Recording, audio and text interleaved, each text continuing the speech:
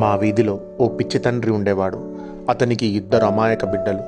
ఏదో ఉద్యోగం పుణ్యాన జీతం, పై ఆదాయం రెండూ కలిపి 2 ఇళ్ళు కొనేందుకు సహకరించాయి. ఇంకాస్త మిగిలింది. దాంతో పెద్దోన్ని డాక్టరు, చిన్నోన్ని ఇంజనీర్ని చేశాడు. వంట పని, ఇంటి పని చేతకాని కోడలను తెచ్చుకున్నాడు. ఒకడు నా వైద్య వృత్తిని దేశసేవకే అంకితం చేస్తానని సిటీకి వెళ్ళిపోయాడు. అనారోగ్యవంతుడైన తండ్రిని చూడ్డానికి కూడా రాలేనంతగా దేశసేవలో నిమగ్నమైపోయాడు. మరొకడు అమెరికాకు దూసుకెళ్ళిపోయాడు. విమానంలో మళ్ళీ రాలేదు. అమెరికాలో స్వంతిల్లు కొన్నాడు. నాన్నకు స్కైప్లో చూపించాడు. కారు కొన్నాడు. వాట్సాప్లో పెట్టాడు. ఆ పిచ్చి తండ్రి ఊరంతా చూపించాడు, మా కారు అంటూ.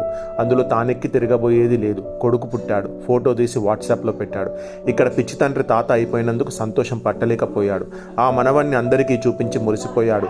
తాను ఎత్తుకొని తిరిగే భాగ్యము లేదు. ఆ పిచ్చి తండ్రికి అర్ధాంగిగా ఉన్న ఆ పిచ్చి తల్లి జీతం లేని పని మనిషిగానే ఉండిపోయింది చివరి వరకు ఆ కుటుంబంలో. స్వదేశ సేవ